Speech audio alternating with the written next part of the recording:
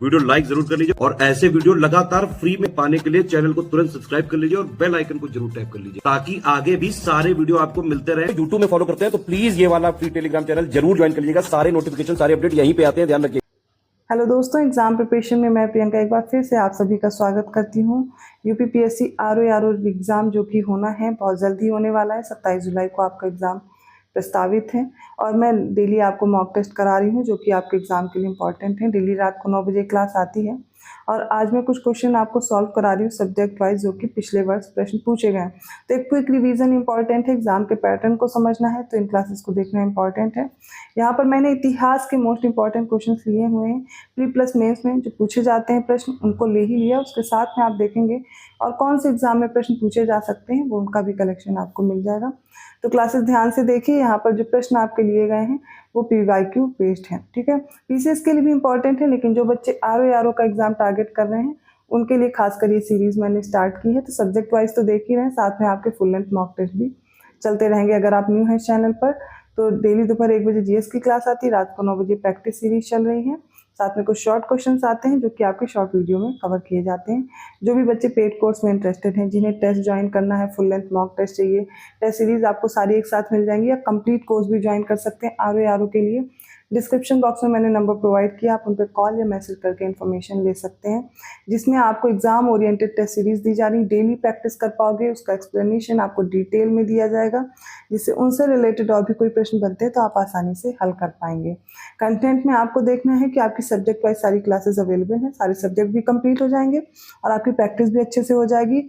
चाहे current affair हो, GS हो, हिंदी हो, कुछ भी हो, आपको कहीं और से पढ़ने की जरूरत नहीं, सिर्फ इतना कंप्लीट करेंगे आपका कंप्लीट हो जाएगा कोर्स, ठीक है, सिलेक्शन ले पाएंगे। तो कोर्स से रिलेटेड छोटी सी जानकारी थी। चलिए आज की क्लास स्टार्ट करते हैं। 26 क्वेश्चन है, फोर्ट विलियम कॉलेज कलकत्ता के संदर्भ में कौन सा या कौन से कथन सही है। पहला स्टेटमेंट है इसकी स्थापना 10 जून 1800 ईस्वी को कलकत्ता के फोर्ट विलियम कॉम्प्लेक्स में हुई थी। सेकंड, इसकी स्थापना का मुख्य उद्देश्य ब्रिटिश अधिकारियों को भारतीय भाषाओं की शिक्षा देना था। उपर्युक्त में से कौन से कथन सही है। इसका राइट आंसर होगा ऑप्शन बी, केवल दूसरा कथन सही है। अब आप सोच रहे होंगे 1800 में ही हुई थी, गलत कैसे। देखिए यहाँ पर गलत कैसे, 10 जुलाई होगा, इतना भी आपको याद रखना है डेट। तो 10 जुलाई 1800 को हुई थी और ये हुई थी समय जो गवर्नर जनरल था वो वेलेस्ली था। 27 क्वेश्चन है, नीचे दो कथन दिए गए, एक अभिकथन है दूसरा कारण है, बताना कौन सा कथन सही है।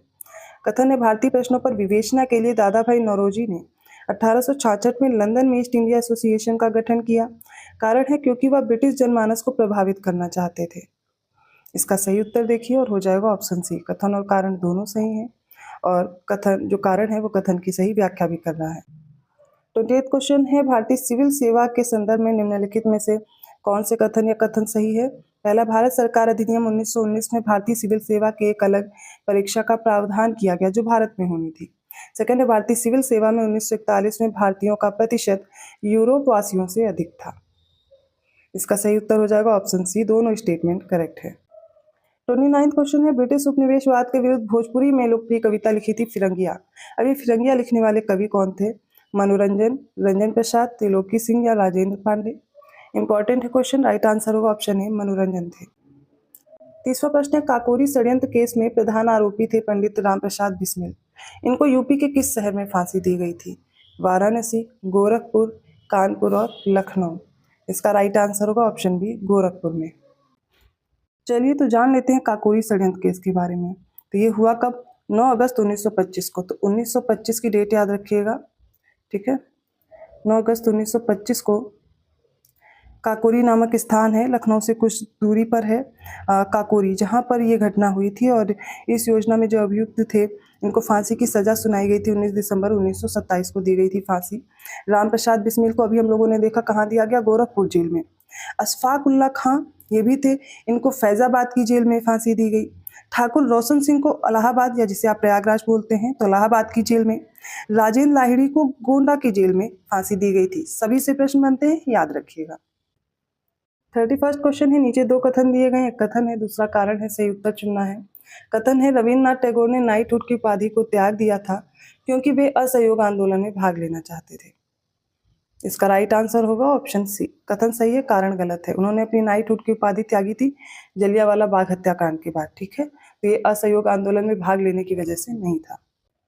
32वां क्वेश्चन है, 18वीं शताब्दी के उत्तरार्ध में किसे प्रायः कंपनी बहादुर की शान और शौकत का स्थानीय प्रतिनिधि कहा जाता था? कोतवाल, दरोगा, अमला या फिर जमींदार?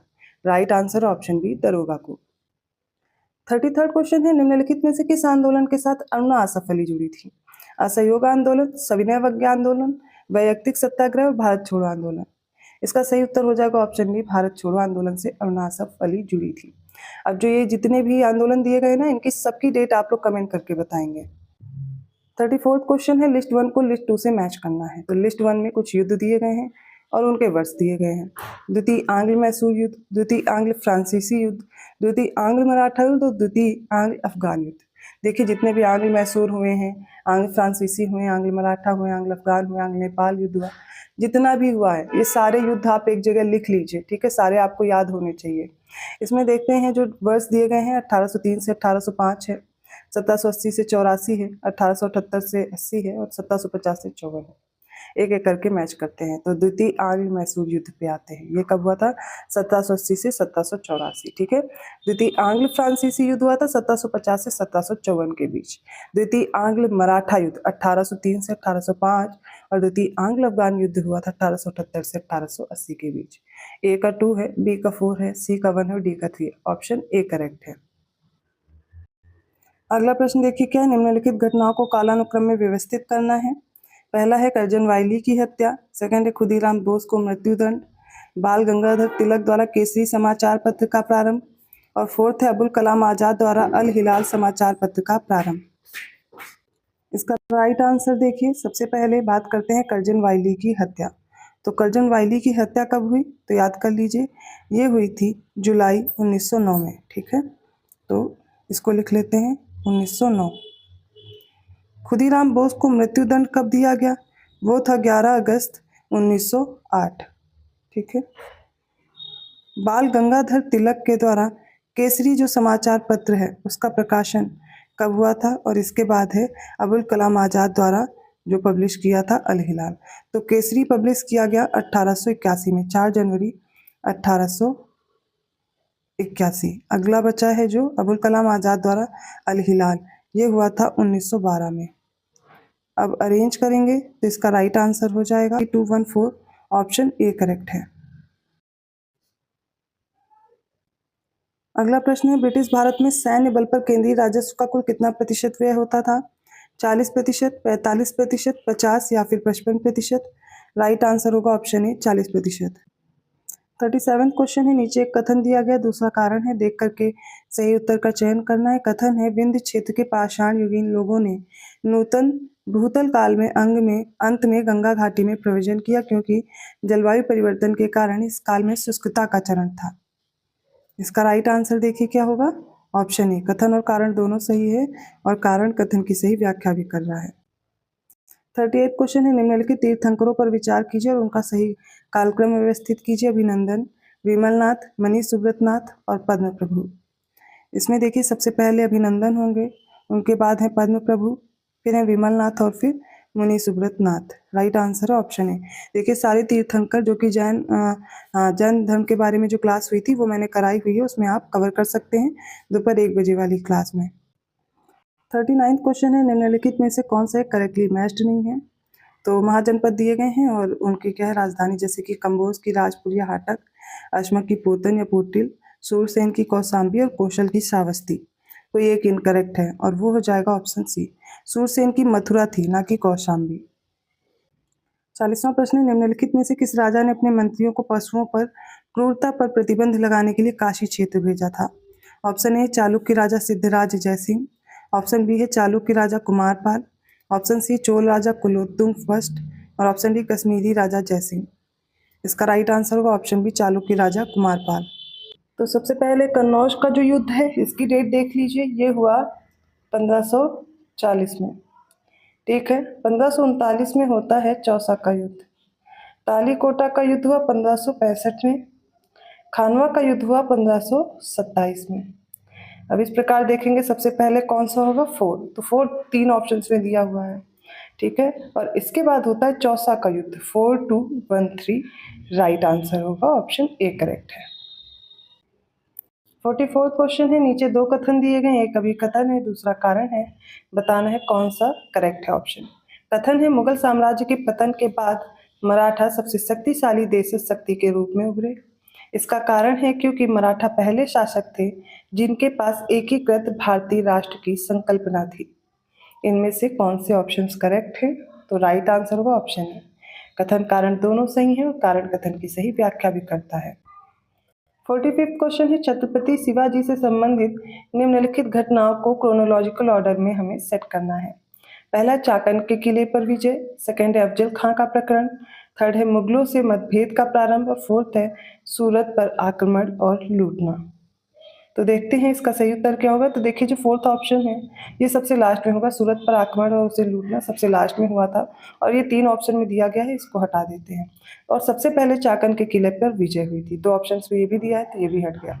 इसके बाद क्या हुआ, मुगलों से मतभेद, ठीक है। तो सबसे पहले सूरत पर आक्रमण लूटना और उसके बाद चाकन के किले पर विजय, फिर मुगलों से मतभेद प्रारंभ और अफजल खां का प्रकरण। तो ये हो जाएगा करेक्ट आंसर। एक मिनट, मैंने इस भी लास्ट में मैच करना था। तो ये हो जाएगा ऑप्शन ए करेक्ट होगा। तो सबसे पहले चाकन के किले पर विजय, ठीक है। इसके बाद क्या होगा, मुगलों से मतभेद का प्रारंभ होगा, अफजल खां का प्रकरण और सबसे लास्ट में है सूरत पर आक्रमण तथा लूटना, ऑप्शन ए। 46 क्वेश्चन है, निम्नलिखित में से कौन सी मुद्रा छत्रपति शिवाजी के राज्य में प्रचलित रजत मुद्रा नहीं थी? रुपया, लारी, टका या रुका? राइट आंसर है ऑप्शन ए, रुपया नहीं थी। 47 क्वेश्चन है, कश्मीर के शासक जैनुल आबिदीन का वास्तविक नाम क्या था? अली शाह, हसन शाह, हैदर शाह या शाही शाह? तो जैनुल आबिदीन का जो वास्तविक नाम था वो क्या था? शाही खां था। 48 क्वेश्चन है, हल्दी घाटी के युद्ध में महाराणा प्रताप की जो राजपूत सेना थी उसका सेनापति कौन था? ऑप्शन ए है इब्राहिम खान गारदी, ऑप्शन बी है हकीम खान सूर, ऑप्शन सी है तारदी बेग या ऑप्शन डी है मोहम्मद लोदी? इसका राइट आंसर हो जाएगा ऑप्शन बी है हकीम खान सूर, जो था ये सेनापति था महाराणा प्रताप की जो राजपूत सेना थी। और ये जो हल्दी घाटी का युद्ध हुआ था, ये डेट भी याद कर लीजिए, 1576 में हुआ था महाराणा प्रताप और मुगल के बीच में। 49 क्वेश्चन है, निम्नलिखित घटनाओं को क्रोनोलॉजिकल ऑर्डर में सेट करना है। सिक्किम का विलय, झांसी का विलय, पंजाब का और बर्मा का विलय। तो सबसे पहले जान लीजिए इसका विलय कब हुआ। तो किस गवर्नर जनरल के समय पर पूछा जाए तो डलहौजी को याद रखिएगा, ठीक है। डलहौजी का जो समय था वो 1848 से 1856 तक ये रहा था। और इसमें आप देखते हैं जो सबसे पहले हम देखते हैं सिक्किम का विलय कब हुआ। तो सिक्किम का विलय हुआ था 1850 में, 1850, ठीक है, पहला हो गया। झांसी का विलय कब हुआ? तो झांसी याद कर लीजिए, इसका विलय हुआ 1853 में। पंजाब के विलय की बात की जाए तो पंजाब का विलय होता है 1849 में। बर्मा का भी विलय हुआ था और ये कब हुआ था? तो बर्मा या पेगू का विलय हुआ था 1852 में। अब इसके अकॉर्डिंग हम देखेंगे तो सबसे पहले थ्री ऑप्शन सबसे पहले कहाँ है? ऑप्शन बी में हमें आंसर मिल गया, ठीक है। तो 3142 राइट आंसर होगा। अगला प्रश्न है, लिस्ट 1 को लिस्ट 2 से मैच करना। एक तरफ रिवोल्ट या मूवमेंट दिए गए हैं, दूसरी तरफ ईयर है। तिभागा आंदोलन, मोपला विद्रोह, पाबना किसान विद्रोह, बंगाल नील विद्रोह, इनका समय भी दिया गया और इनके अनुसार हम लोग मैच करेंगे। सबसे पहले बात करते हैं तिभागा आंदोलन। ये हुआ था 1946 से 1947 के बीच और हमें 2 ऑप्शन में दिख रहा है 4, तो बचे हुए ऑप्शंस को हटा देंगे। अगला है मोपला विद्रोह जो 1921 में हुआ था, प्रश्न कई बार एग्जाम में पूछा भी जा चुका है। तो बी का हो जाएगा 3 और हमें आंसर मिल गया, ऑप्शन डी करेक्ट होगा।